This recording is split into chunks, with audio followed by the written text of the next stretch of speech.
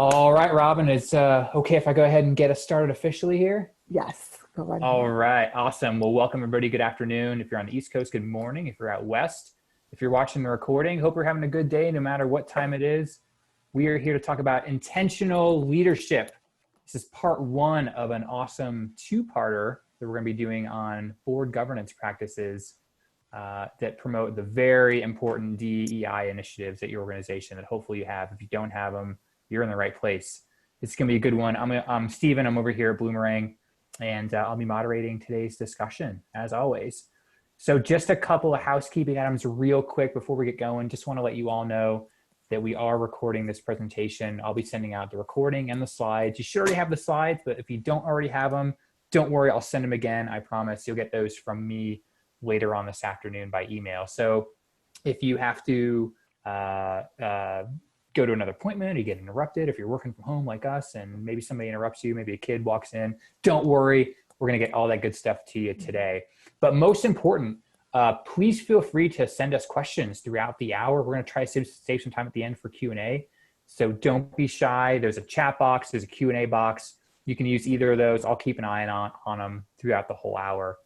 So don't be shy. We'd love to hear from you. Introduce yourself now if you haven't already, because we'd love to know who we're talking to. And if this is your first Bloomerang webinar, just want to say an extra special welcome to you folks. If this is your first Bloomerang webinar, welcome. We love doing these webinars. We do them all the time. But if you've never heard of Bloomerang, we are a provider of donor management software. So if that's of interest to you, check out our website. We're pretty easy to find if you want to learn more.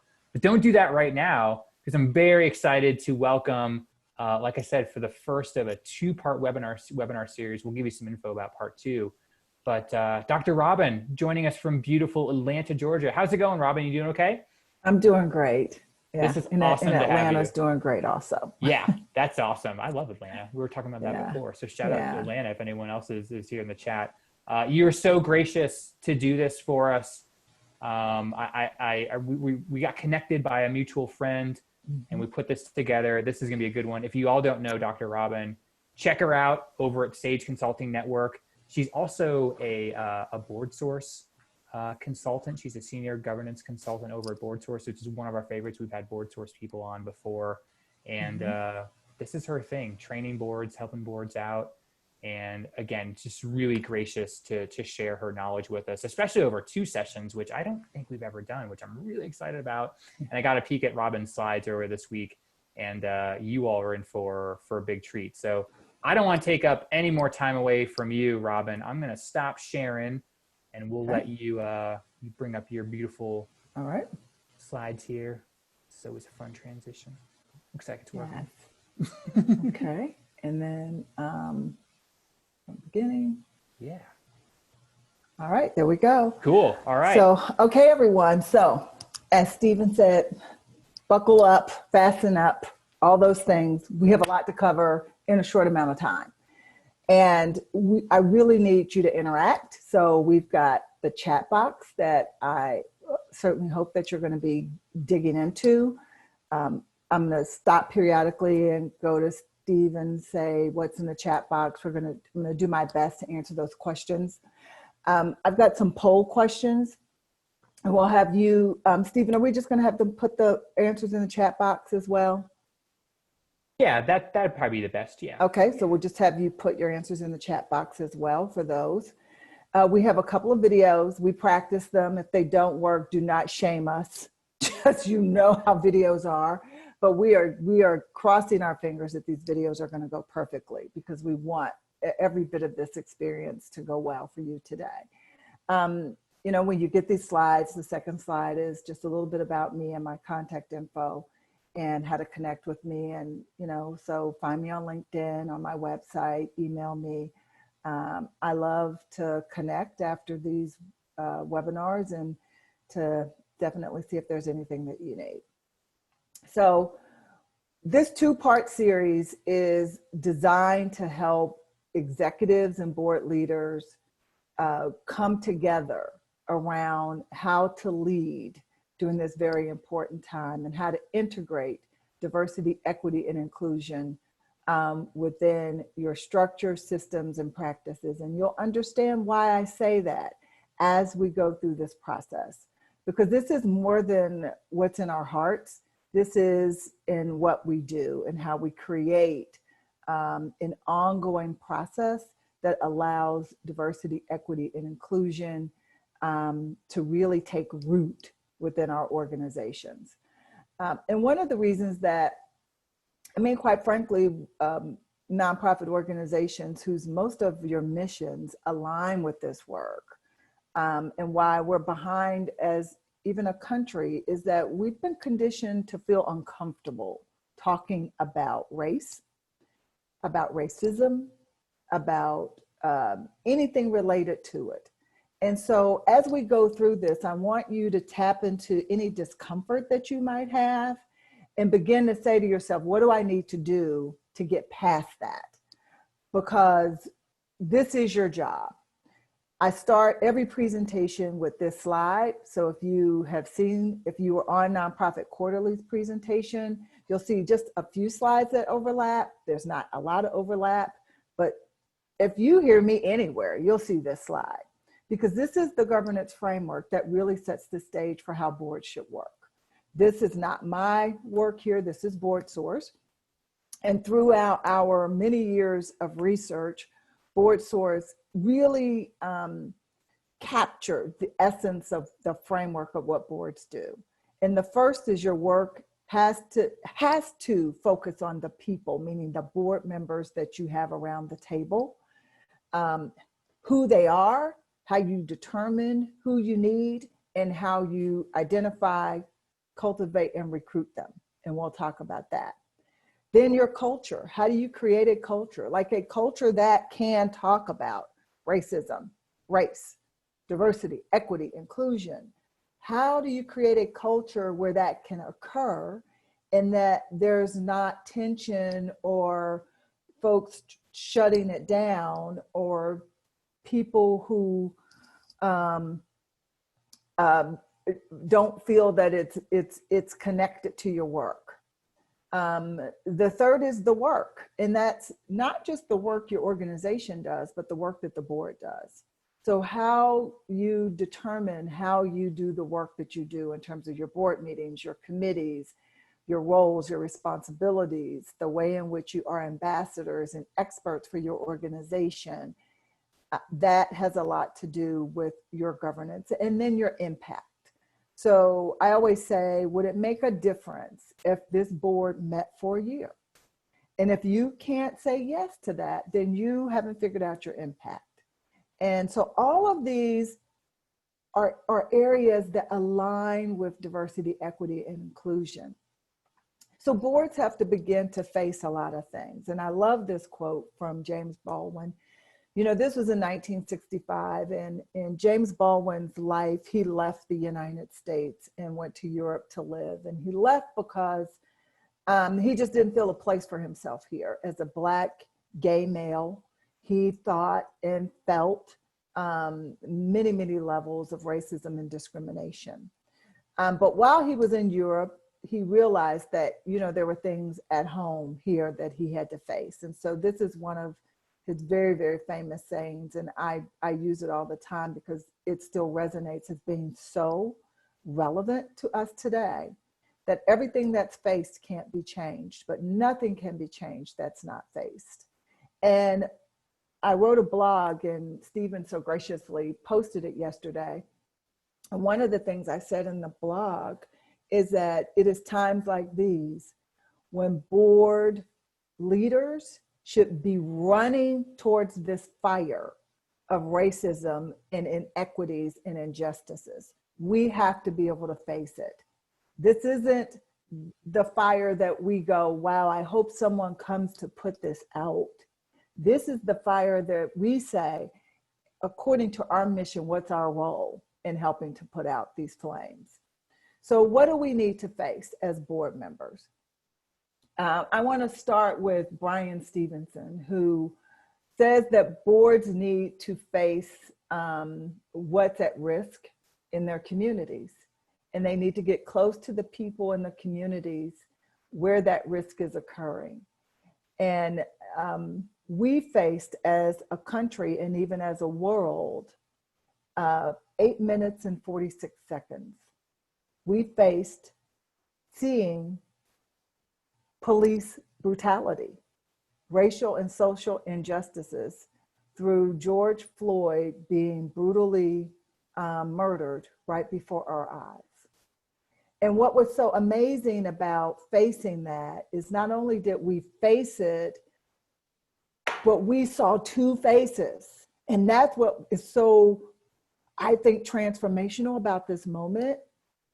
We saw the police officer's face, right? As I debriefed this with people, everyone is so shocked at how he looked calmly in the camera, how he put his hands deeper in his pocket, how his hands were in his pocket the whole time as he was pressing down the knee, which let us know he didn't feel at all threatened because his hands were in his pocket. Yet he persistently pursued killing this man. And then we saw George Floyd's face, and we saw the life leave his body. And so Bryan Stevenson's second quote is really powerful for that, because it says that we are all implicated when we allow other people to be mistreated. So we saw this happen. And so in absence of our compassion, we would be living in a very corrupt community, a corrupt society. So he says an absence of compassion can corrupt the decency of a community, a state, and a nation. And so I think on that day, we decided, the majority of us decided, that we have compassion and that we would not live in a corrupt society, and that we would do what it takes to create that decency that we did not see that was provided to George Floyd. So I want you to hear from Bryan Stevenson. Let's, oh, you know what I didn't do? Okay, I'm sorry, guys. Can you hear that? It was coming through, Robin. Yeah. Hi. Awesome. My name is Bryan Stevenson, and I'm the founder and executive director of the Equal Justice Initiative in Montgomery, Alabama. I'm also the author of Just Mercy. This is a critical moment in our nation's history. There is a need for reckoning with our history of racial inequality and racial injustice that is dramatically on display in our streets. We are a nation that is not free. We have been corrupted, polluted by our long history of racial injustice. There are things we haven't talked about that we need to talk about. We are a post-genocide society. When Native people came to this continent, we killed them by the millions through famine and war and disease, but we didn't call it genocide. We said those Native people are savages, and we used that rhetoric to create this ideology of white supremacy. It allowed us to enslave Black people for 2.5 centuries. And the great evil of American slavery wasn't the involuntary servitude, it wasn't the bondage, it was this fiction that Black people aren't as good as white people, that Black people are less deserving, less evolved, less capable. And that ideology of white supremacy survived the Civil War. I've often argued that slavery doesn't end in 1865, it just evolves. We were promised freedom and the right to vote, but what we received was terror and violence and lynching. For nearly a century, Black people were pulled out of their homes, they were beaten, they were hanged, they were drowned, they were menaced and traumatized. That terrorism went uncorrected. It would be the police sometimes that would step away and allow the mobs to pull Black people out of the jail, and where they would, and then literally lynch them on the courthouse lawn. In the 1950s and 60s, courageous Black people challenged this legacy of Jim Crow and segregation, put on their Sunday best to protest nonviolently, and they would pray and they would fight and they would march, and they'd be on their knees sometimes and still get battered and brutalized by police officers. The laws changed, but that narrative persisted. And even today, there is a presumption of dangerousness and guilt that gets assigned to Black and brown people.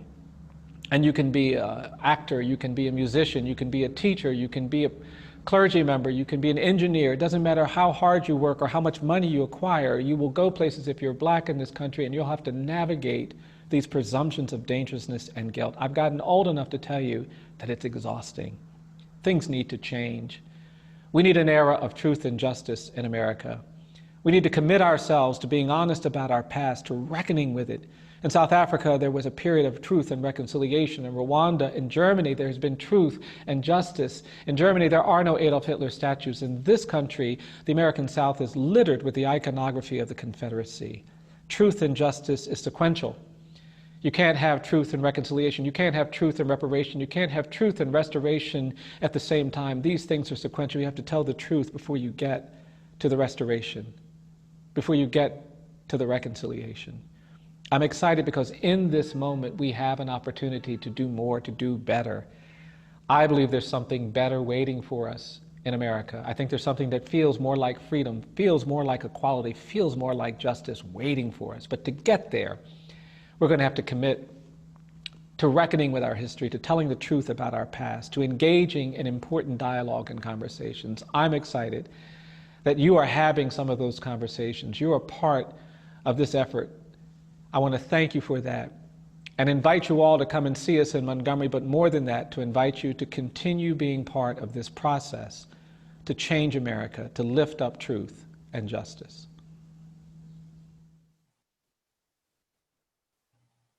Wow. So there's a lot to unpack there. I want to start, though, by asking you to go to the chat box and to let us know if your board has participated in any kind of thoughtful discussion about Black Lives Matter, about the protest, about racial, social injustice, about racism, about George Floyd. Have you started to unpack this yourself?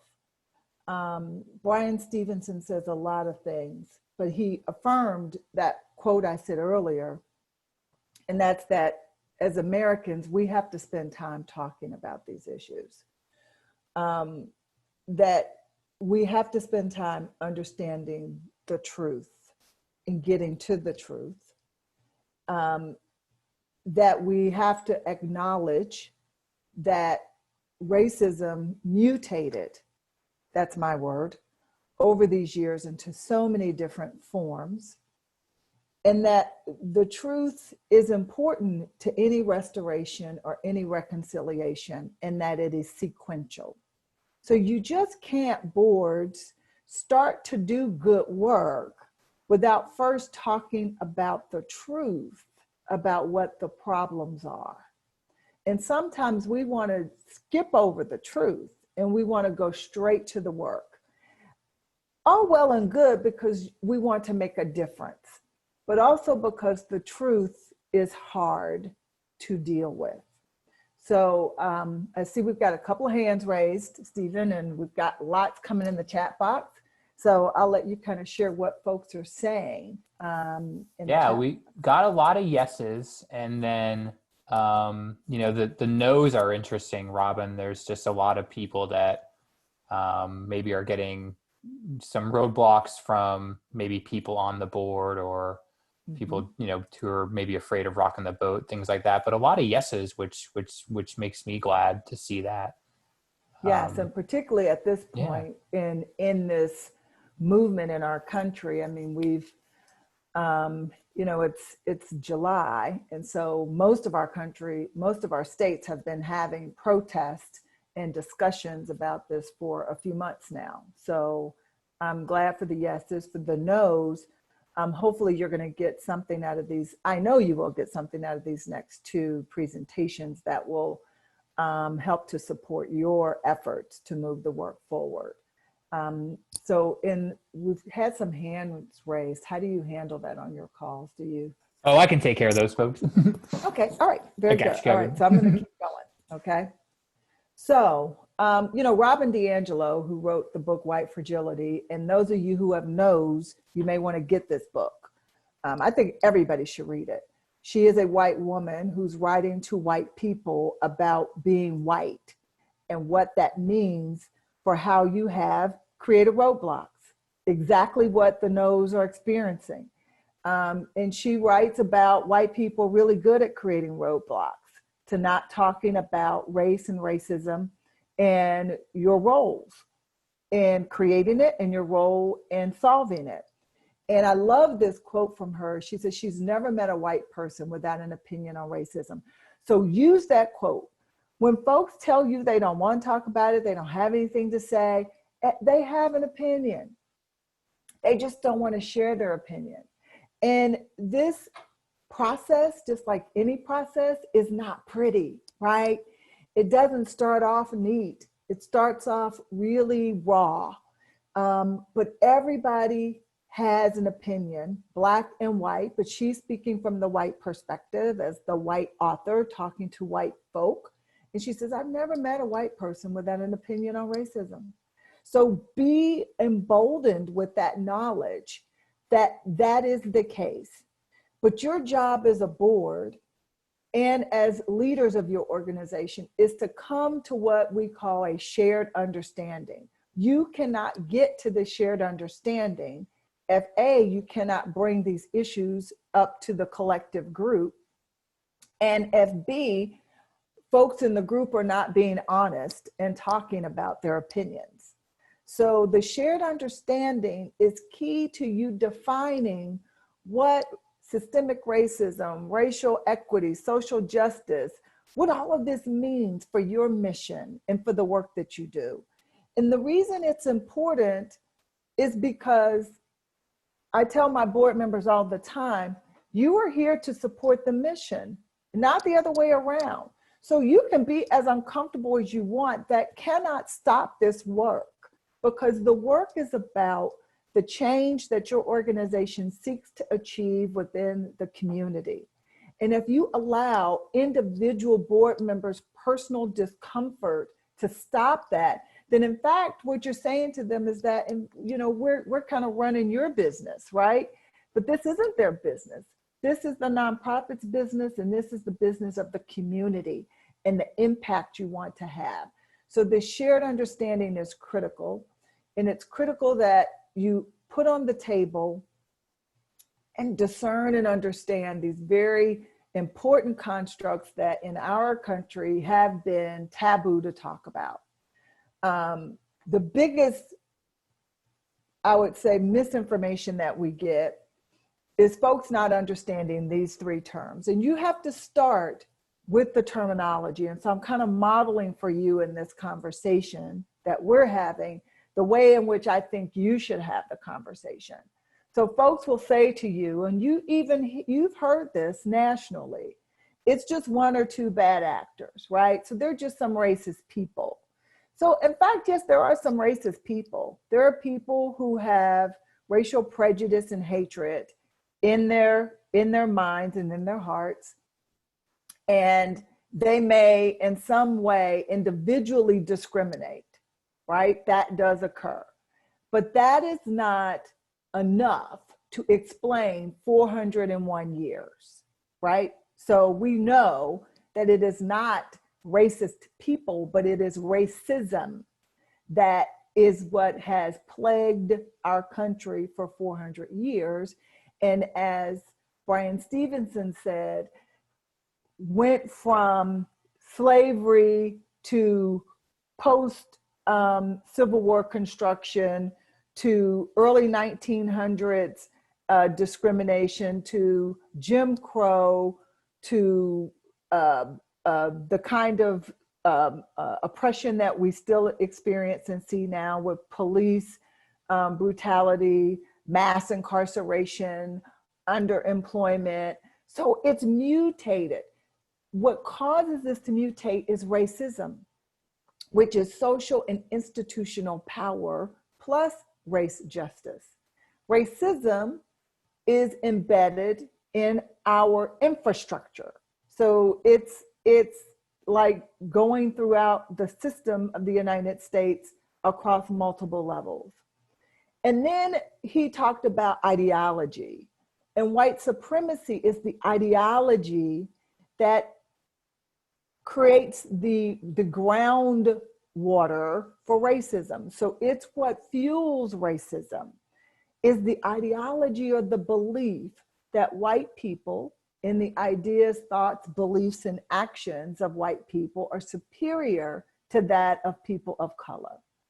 And we know that it applies to Black people, often to people from Latin backgrounds, often to immigrants.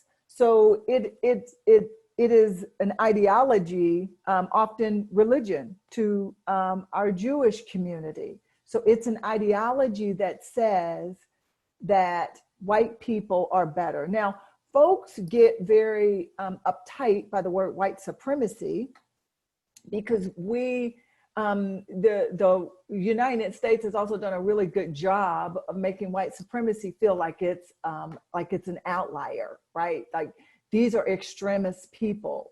Now, there are extremists in white supremacy, but the ideology of white supremacy is just about white dominance. And your neighbor can have that ideology and not ever have done anything harmful to a person, but he or she, I mean, harmful in terms of, rioting or marching or putting a cross on someone's lawn. So we have this thought that it means something extreme when it is extreme in its normality. So that's the point I want you to get across. It is extreme in that it has become a mainstream part of the infrastructure of the United States. And that's where you get what we call systemic racism. So your boards have to say, where is systemic racism present within the work that we do, our mission, those we serve, the communities and the way in which they connect, and what is holding them back, right? We have all too often put the blame on the individual person, right? Oh, what's holding them back is these single mothers, they didn't graduate from high school, they didn't, they're not caring for their children, so it's all the blame on the person. Well, that's not the real situation. The issue is what we call systemic racism, which is institutional and systemic power that's combined with race prejudice, that in fact creates policies and practices that create different outcomes for different racial groups. And so these practices don't say in it black, right? But redlining didn't say in the US government policy black, but the United States, if you read the book, The Color of Law, intentionally created communities for poor Black people in a very different way than they created communities for poor white people. They intentionally segregated communities that were once diverse, poor Black and white communities where folks lived together close to the plant where they worked. And they intentionally said, no, that shall not be. We will put the Black people on this side of the railroad track in these things called high rises, which look like cages. We'll put the poor white people in these low-level, smaller cottage homes. We'll give the white community trash collection 3 times a week, and we'll give the Black community trash collection 1 time a week. The Black community will then become rat infested, squalorly, dirty, and unclean. And people will begin to attribute what they see to the way in which Black people live, rather than by design that systemic racism set up these situations. So as boards and executives, you have to ask yourself, how was this system designed to get the results that we're getting? How was the group that we work with oppressed? So oppression is another word that is good for the boardroom. It's good for us to understand that there is systematic subjugation or oppression throughout the history of America. And that oppression is what creates the divide that we see. It's how people experience their lives. So how they experience genocide or harassment or discrimination in a persistent way. So oppression creates a layering effect where you might experience it in your school system, then you might experience it in your transportation system, Then you would experience it in your employment or in your employer process where you work, or in attempts to find employment that is fair and equitable for you. So you would experience it across multiple systems. And that's what oppression looks and feels like. So oppression is like humidity. You know, it's something that those who are oppressed feel and experience. So we want your groups to do what Brian Stevenson said, and that's to reckon with. So a reckoning has become one of my new favorite words. It's really to have what we call a truthful accounting of. A city that I love, I don't know if anyone here is on the line from Asheville, North Carolina, but on the 14th of July, Asheville, North Carolina City Council issued a reconciliation resolution on behalf of the city to its Black citizens. And in that, and so go look it up, it is the best example, I think our only example, of United States reckoning, where they said those things that were the truth. They then said those things that the truth caused. They then said those things that needed to be restored. And they then said those things that they would do, meaning the reconciliation. And that's what that reckoning is about. And that's what I would love for your organizations to think about, is what needs to be reckoned with through our work. So if you could go to the chat box and just think of one truth about the work that you do in the community, and where that work is tied to systemic racism. One truth, it might be food deserts. One truth, that there's intentional denial of healthy foods in Black communities. One truth, it might be about, I'm blocking on the word, it's environmental justice, where many of our communities of color were built near contaminated water and sewer systems. Wow, didn't we see that with Flint just a few years ago? And we were all shocked, like, how could the city of Michigan, of Detroit, that state of Michigan, the city of Detroit, which I believe was the larger municipality that works with Flint, allow for lead to be in the water, and they knew it and they did nothing about it.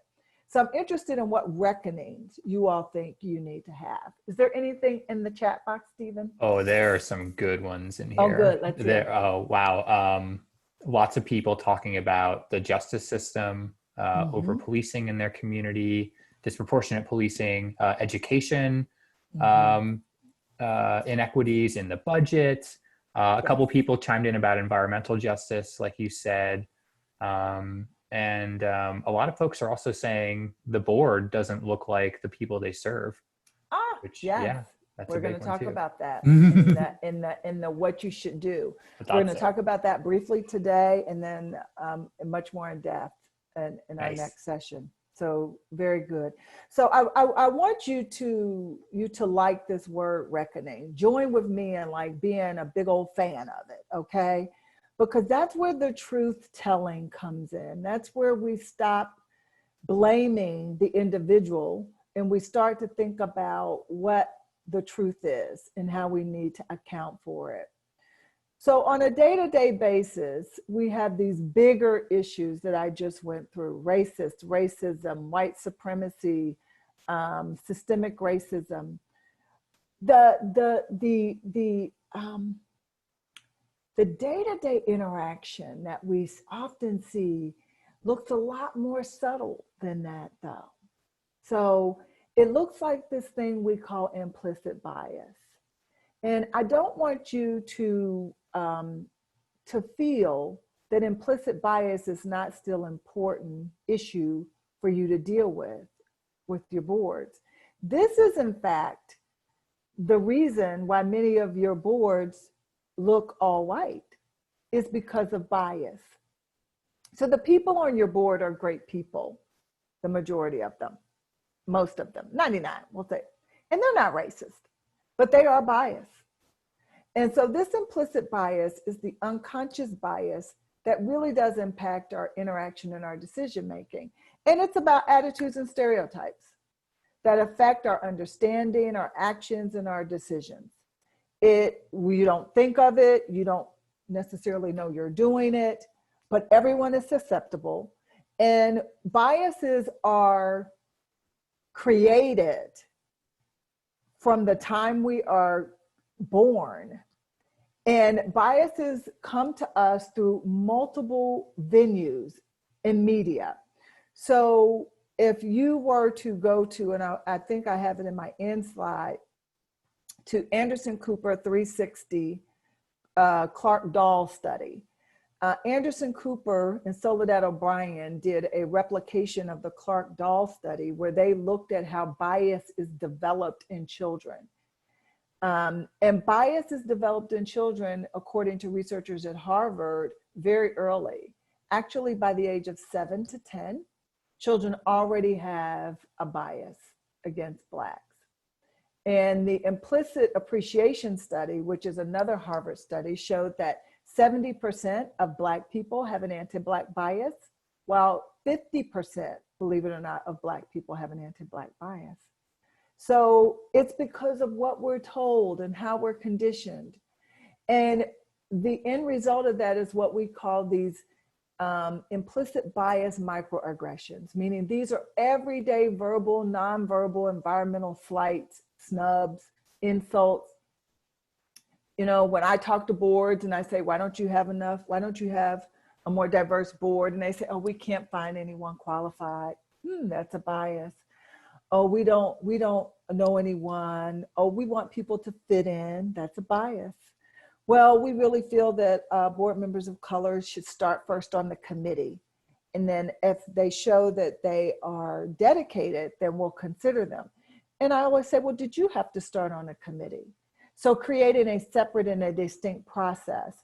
Or the big one is, well, we're a fundraising board and we don't know if Black board members or people of color really can give. That's a bias. All of these are negative bias and aggressions that in fact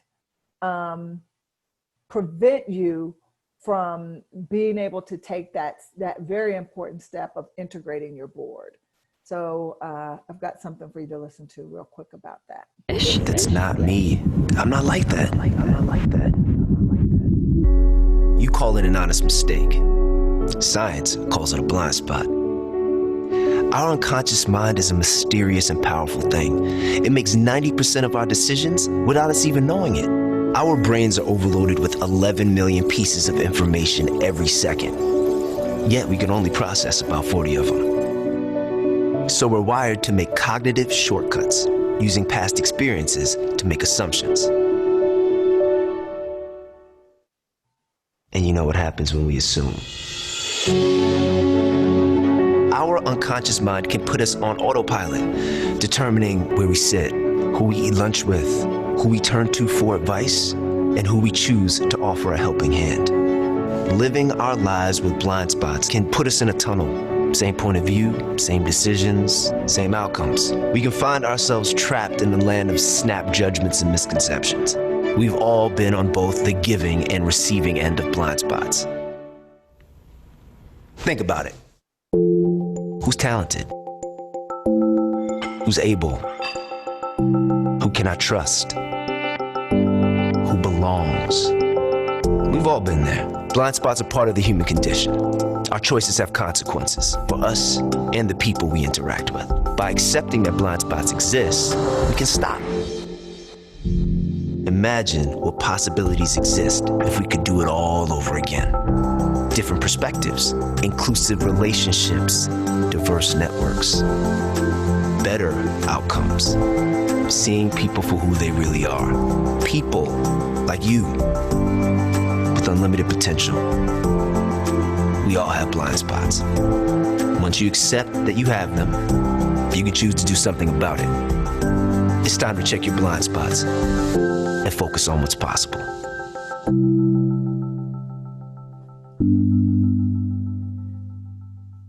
implicit bias and blind spots. That's a big part of why our boards, okay, I'm trying to get this to progress, okay. Why our boards look the way they do. And we see this each and every day. So we have these things that have been happening for the last couple of years where white folks have been calling the police on Black people who are doing ordinary and everyday things. And these are evidence of microaggressions. And they're evidence of that implicit bias, that what Brian Stevenson said, that belief that there is criminal behavior, even in the normal and routine things. The most recent one was the New York City Central Park bird watcher, who I call it bird watcher versus unleashed dog, that went viral, where she revealed to you that she understood the power in her microaggression when she said, I'm going to call the police on you and tell them that a Black man is attacking me. So we have to ask our boards about our blind spots. We have to really dig deep into them and connect those blind spots, not only to board recruitment, but also to the kinds of problems that we're dealing with in our communities. Because those individuals who you work with, Black and brown people who are a part of those who you serve, are experiencing, right, the racism, the systemic racism, implicit bias and blind spots, microaggressions each and every day. And so Dr. David Williams at Harvard actually did a study that looked at the impact of this on health. And so one of the things that really always bothers me when we hear them talk about COVID-19 and we hear them talk about the disparity of COVID-19 and communities of color is that they don't really say why communities of color begin with such disparate health outcomes. And the things that we are discussing now that I'm describing has a lot to do with that, because the impact of these daily slights, racism, systemic racism, the oppression that I told you was layered, are health outcomes. So these bias in these types of events lead to increased hypertension and coronary artery disease and low birth weight and poor sleep problems and mortality, even early death. And so I always say to my colleagues, is it okay with you that Black and brown people have a more likelihood to die sooner just because they are Black and brown, not because of anything else, and because of what they experience being Black and brown? So I want to go next to the chat box before I talk to you about what the impact is, and then we're going to shift real quick to some things that you can do just to tee up our part 2 conversation.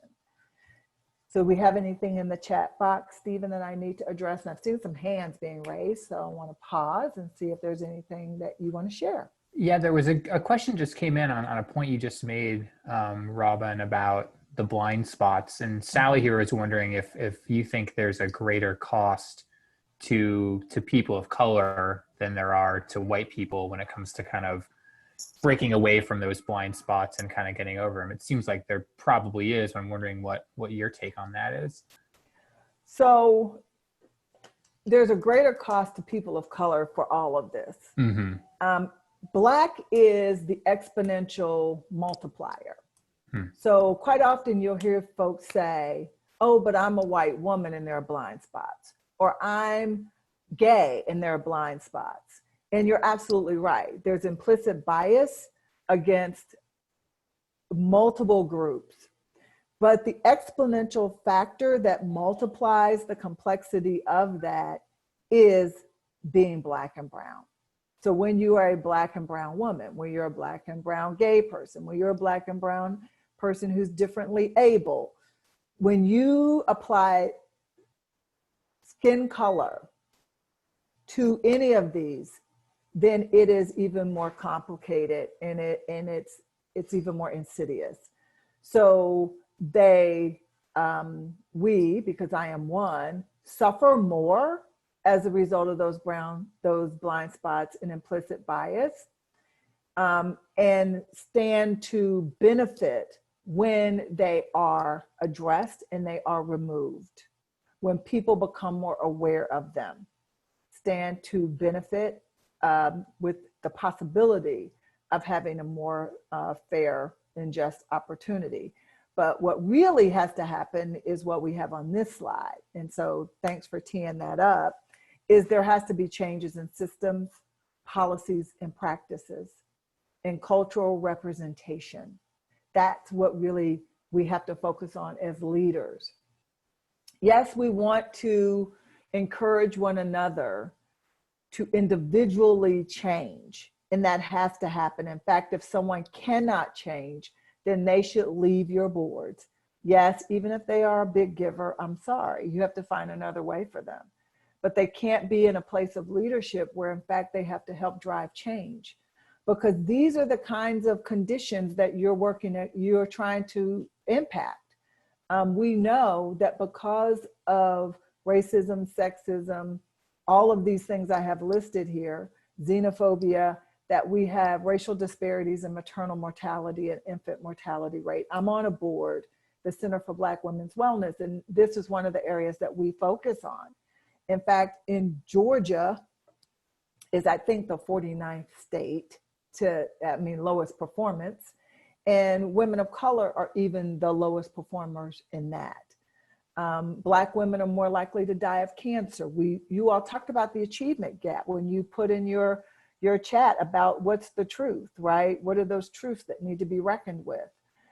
We know that as early as preschool, there is discrimination in disciplining children and in identifying problematic behavior.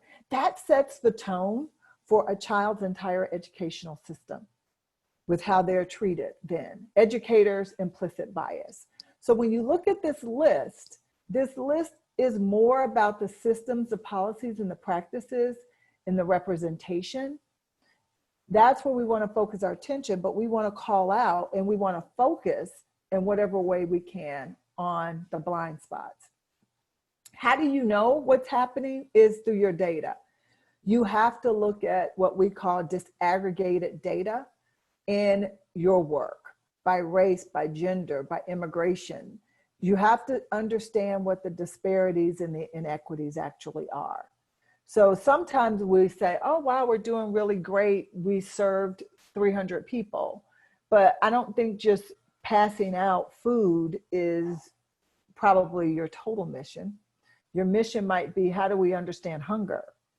And why is that people in certain communities have a greater food need disparity than those in other communities? And so wanting to understand hunger by data is very important to you. And that's what we want your organizations to do. So I'm interested, and you can just put this in the chat box. I'm not going to pause, but we'll have it to take a look at for our next section. How many of you are looking at disaggregated data? Are really looking at race and gender and immigration, or whatever your data looks at for disparities and inequities? So what are you all called to do? I'm going to go through this fairly fast because our entire next session is going to be about this in depth. You are called to challenge your own bias. Yes, you have to do that. And there's, you begin to challenge that by spending your individual time getting to understand what you believe and being honest with yourself. So reading books like How to Be an Anti-Racist, White Fragility, Blind Spots. There are so many books out right now that are absolutely helpful and amazing. There's so many things on YouTube. There are TED Talks. I mean, there's an abundance of support. And then there's also tests that you can take. I mentioned that Harvard implicit bias test. You can go online, and that link is at the end of my slides. So the good news here is that implicit bias is what we call malleable, meaning you can undo it. You can unlearn. And the strategies for that is to replace anti-bias, bias with anti-bias, pro-bias efforts, right? So to begin to think of pro-bias thoughts in the ways that you previously had bias thoughts. To challenge implicit bias. So when you're with someone and they say something to you that is a very generic and generally false statement about a group of people, to challenge it, to say, help me understand why you're saying that, or where are you getting that from, or how do you have that understanding, or what is that based on? That is generally not true. That what is true is that, you know, Black people or Latino people are all individuals, and that you're judging them as a collective based upon one data point that you might have. So we begin to challenge these false images. Boards have to also adopt and say to themselves that diversity, equity, and inclusion is a leadership role. So if you go back to that slide I had earlier that had the 4 framework areas, this fits in every one of those framework areas. This is your job. It is your leadership role. So don't let anyone tell you, you know, this is out of our lane. You know, that's not really what we're here to do as board members. Yeah, you are. And that you really have to create an intentional focus on equity. So equity is, in addition to the charitable work that you do, equity is, what is our role? How does our work intersect with inequities? So what are we trying to create, and how can we create a state where those who we serve have an opportunity for just, impartial, and fair outcomes? And race equity is, how can we create and support conditions where one's race and identity, racial identity, has no influence on on your outcomes, on how you fare.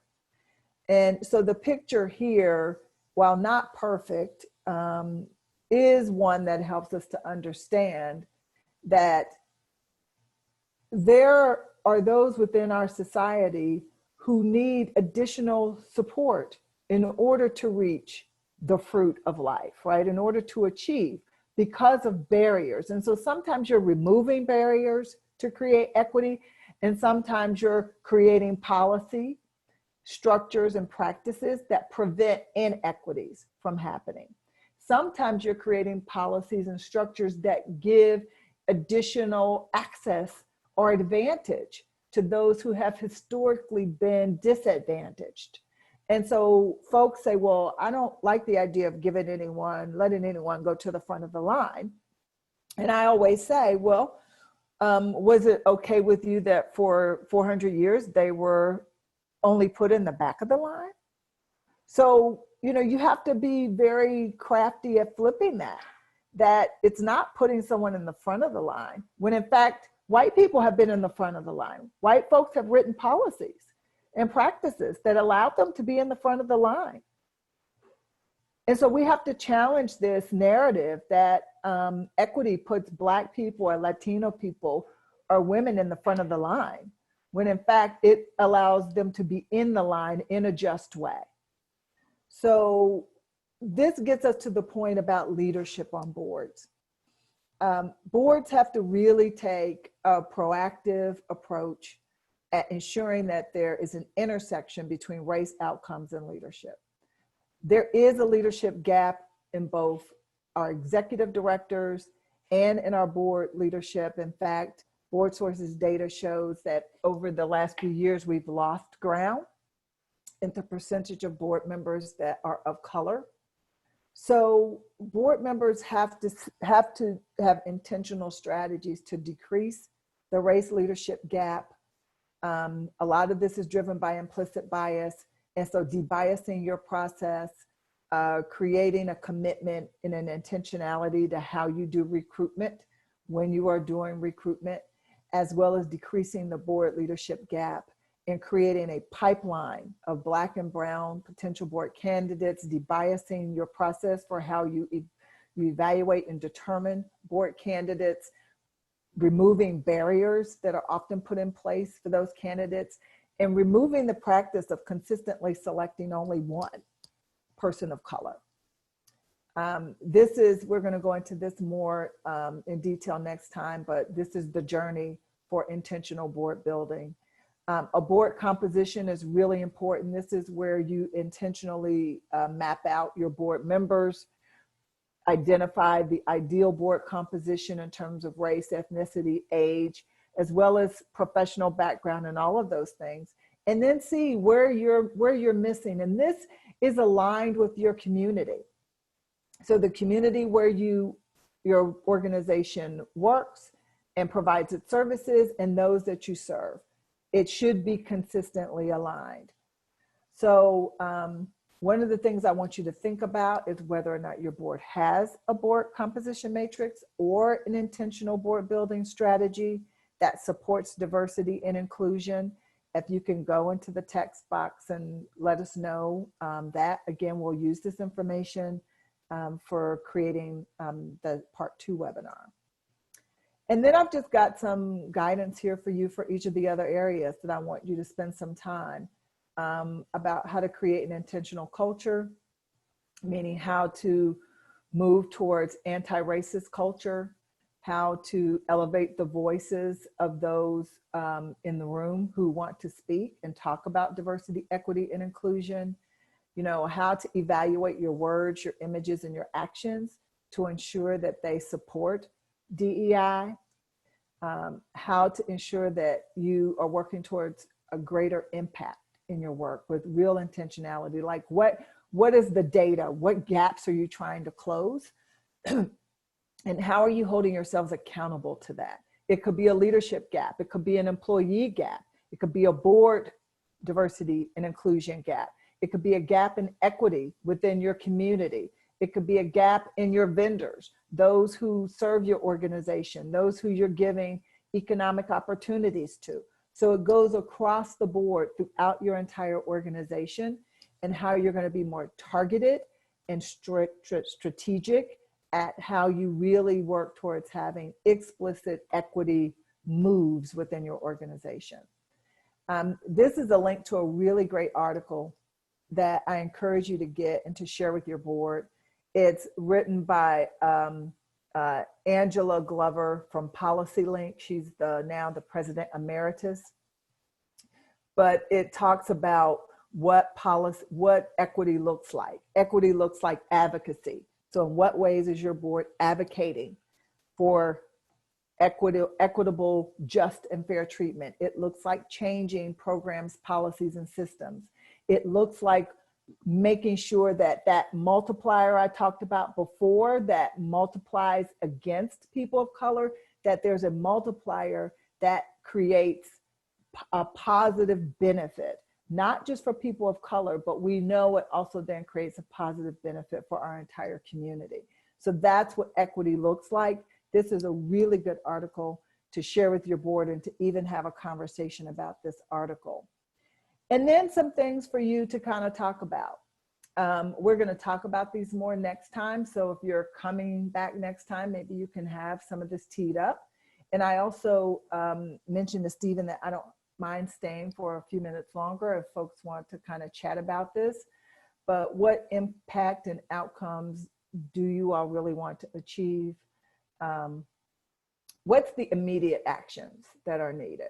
You know, we want to know, what should we be doing right now with our board and with our organization? I call those your just do it's. What should you do right now?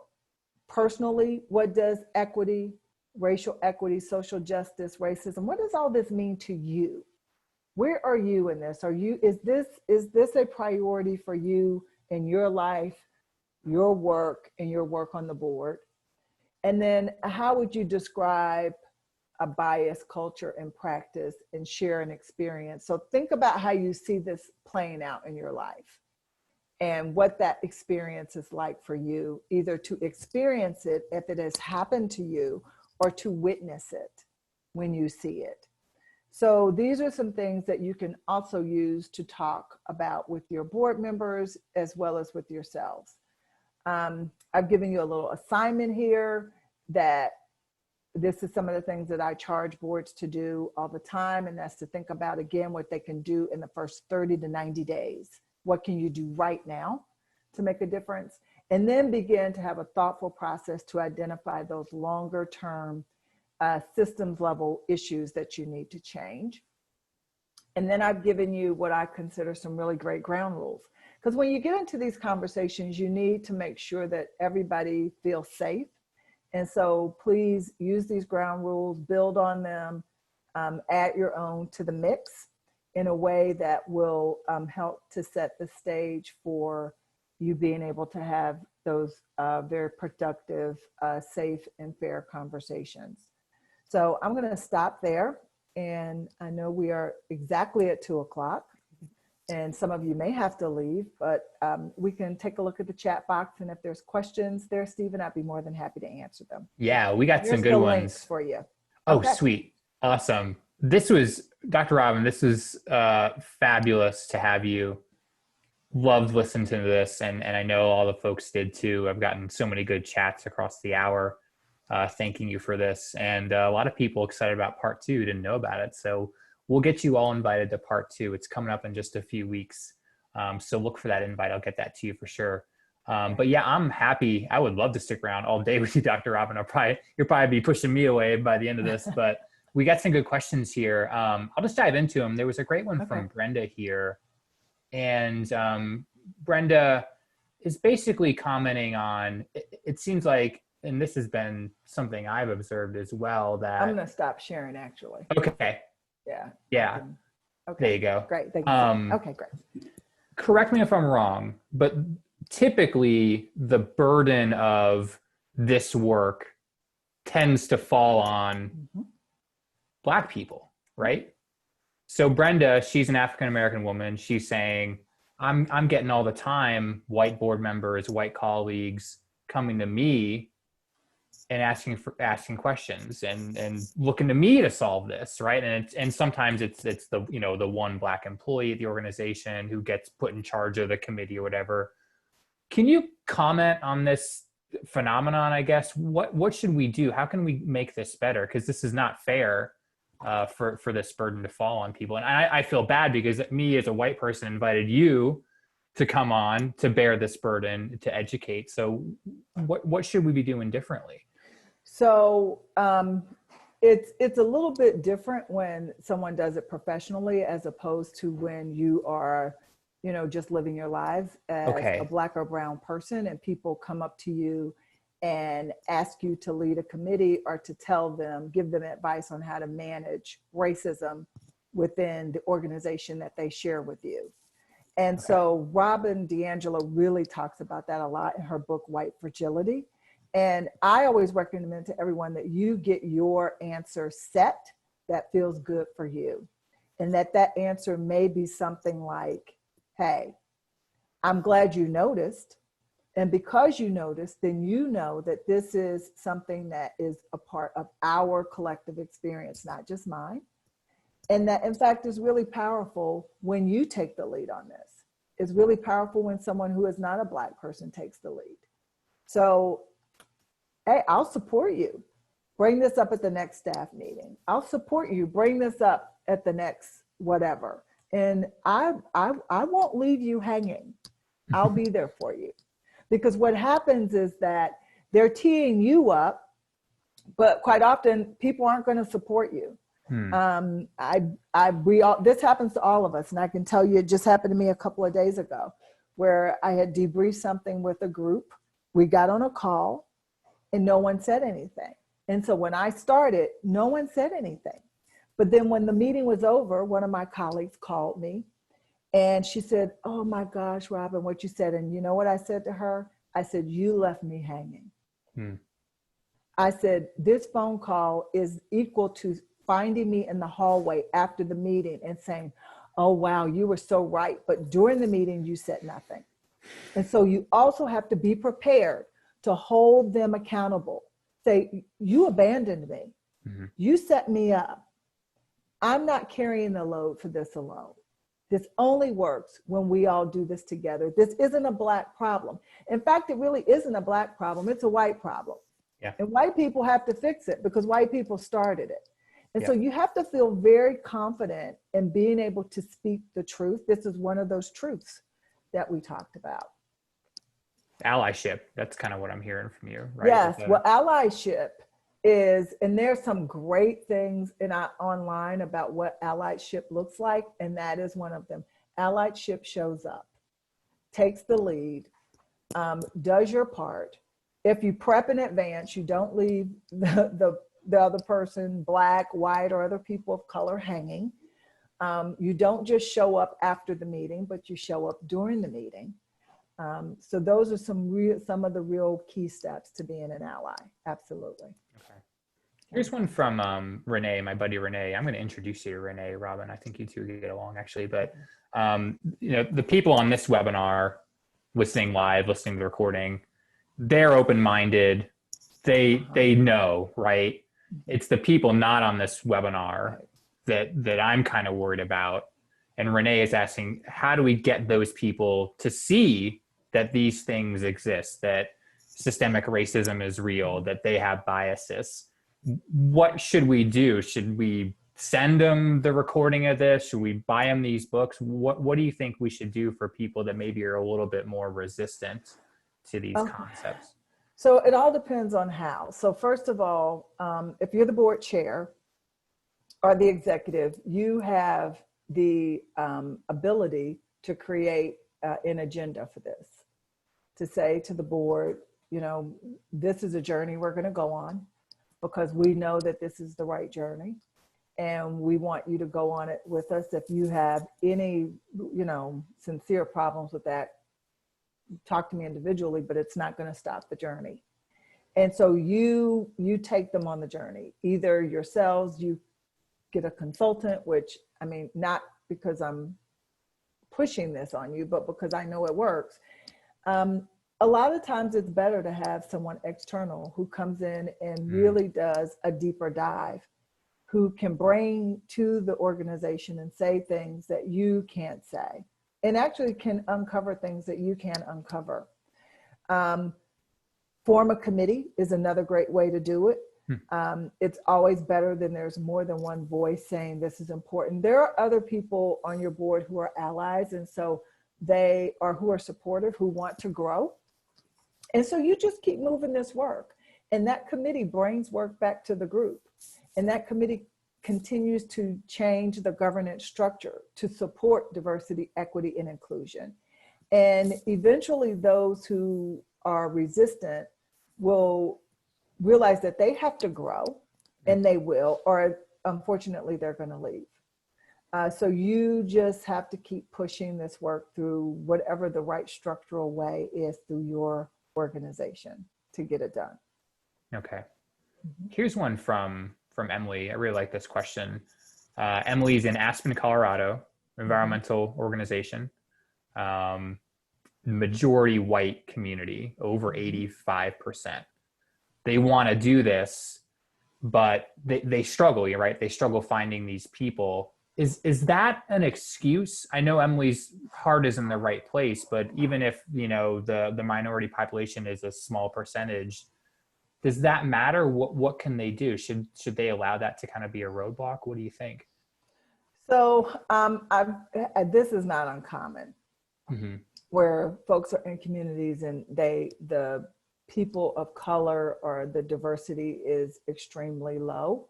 So I go back to, who are you serving? And that's the first thing you need to know is your data. Who are you serving? Are you serving people of color?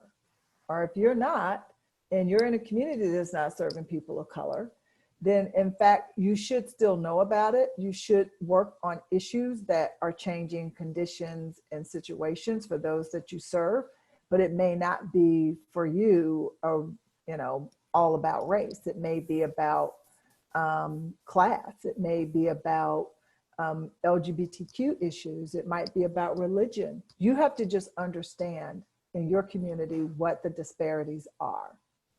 For our country, overall, the disparity is race. The inequity is race driven, but there are pockets where the racial representation is so low that may not be the predominance of what you see. But you have to dig into your data and go with what your data tells you. I also, working with a group who have an indigenous, and I imagine you might in Colorado, indigenous communities that have been disenfranchised, that have been isolated, and whether they're a part of your mission or not, you may identify an obligation to do some truth telling about how those indigenous communities have been treated and what restoration you can become a part of in terms of a partnership within your community. And I have really been seeing that as a priority that is rising to the top, because many areas have marginalized indigenous Native American communities that they've just been walking past for years. And so take a look at your community and see what the needs are. What about tokenization? Is there a danger that someone may listen to this presentation or read another book, another resource, and have good intentions, but we got our one Black board member and we got our one gay board member, and we're done. What is that a real danger? Is that something that people should kind of keep in mind? And what are ways to avoid tokenizing people? Well, that board composition is the way to avoid it. First of all, you want a diverse board. You don't want just one Black person or one gay person. Yeah. But you want those folks who you identify to represent the qualifications that you need on your board. And so if you've got, if you need a person on your board who has a CFO, a financial background, and in fact, what has always happened is the all white board members have turned to each other and said, hey, who do we know that's CFO? Right. And then they go to their buddies who they know who are white CFOs. But if instead you say, we need a CFO, and so we need to create a more diverse pipeline for people who have financial backgrounds, who can bring to our board that asset. Where can we get this diverse pool of board members, a diverse pool of board candidates? And you begin to look at your community at where, in fact, Black CPAs and financial experts are. You begin to connect with them, send them information about your organization, maybe invite them to a gala or to an event. Figure out who really cares about your mission, right? Because it's mission first. You're not recruiting someone just because they're this. You're recruiting them because they care about your mission. They align with the work you do. They have the expertise you need. And they may be of color, gender, or other background, demographic background that you need as well. So we're going to talk about this more, but go back to that slide where I had identify, cultivate, recruit. Most people go right to recruit. And if you go right to recruit, you're going to get someone who feels like a token. Yep. But if you identify really who you need and you cultivate those relationships, then you've got someone who is aligned with your mission, as well as with all of those other demographic and professional characteristics you need. And then you recruit them and you can say, hey, Robin, we really would love to invite you to apply to serve on our board because of these 5 things about you that are great that we need. Not this one thing about you, but these 5 things about you that we need. Yeah, you gave us a great rubric. This is awesome.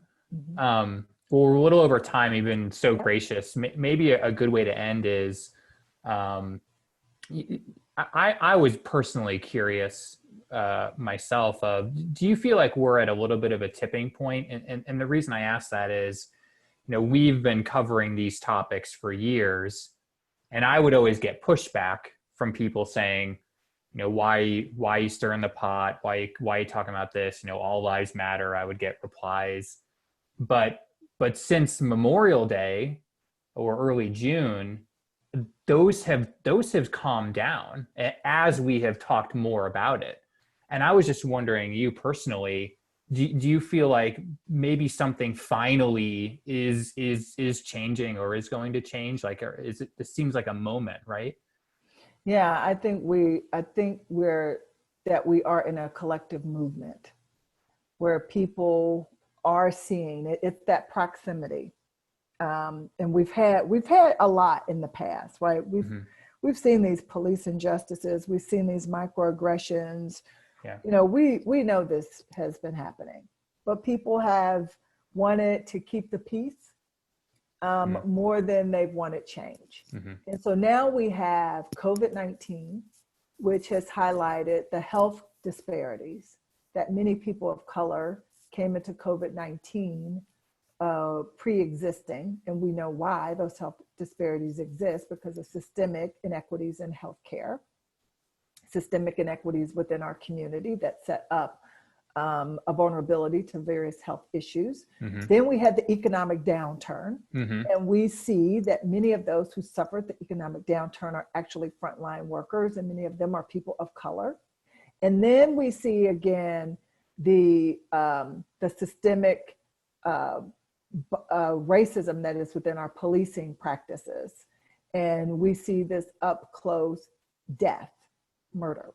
So it has put people into a position where it's hard to ignore this. And as Brian Stevenson said, you know, are we a people of compassion and caring? And do we want to create a society that is just for everyone? And if not, then I think a lot of people realize that, you know, we are really going to lose all of our moral compass in this country. Yeah. And so that's where the diverse, I think, outrage is coming from. And that's what's creating this, a real change opportunity for us. Wow. And so you're right. I'm thankful for that. I wish it hadn't taken so long and taken these incidents, but I am thankful that maybe some people are starting to pay attention. So hopefully everyone who was listening enjoyed this. I know I did immensely. And share the recording. We're gonna give you all these resources and make it easy to send to board members, coworkers, your boss. Right. And part 2 coming up, right? We're going to be doing that. Yes. August 12th, I think it is. Yes, it's August 12th. Let me share my screen here, and we'll make sure we're going to get you all invited to this for sure.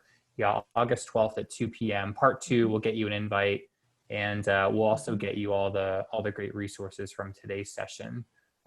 Dr. Robin, this was awesome. Thanks so much for doing this. Thank you. And thanks to 104 people who hung in there with us. That's awesome. I got to say, amazing. Thank you. A lot of registrants, which made me happy. And you read my mind with the people who stuck around longer. But another thing, Dr. Robin, you might want to know is I was crunching some numbers while I was listening. But this had one of the highest ratios of registrants to attendees that I've seen in 8 years. Wonderful. Which is awesome. So which is good. It says a lot about all of you guys, that you're ready. Yeah. You're ready to get tools for what you can do to move this work forward within your organization. So. Well, thanks again. And thanks to all of you for hanging out. I know it's a busy time of year. You're just starting your new fiscal year. But hopefully we'll see you again on part 2. And you can see on your screen, we got lots of other sessions. So look for the invites to those, and hopefully we'll see you again on another webinar. So look for an email from me, slides and recording coming up. You'll have them before dinner time, I promise. And hopefully you stay well, stay healthy. Dr. Robin, stay cool down there. I know it's pretty hot in Atlanta. Yes. But we'll talk to you again next month. And hopefully all of you, we'll see you again soon. So take care. Have a good rest. Bye, everybody. See ya.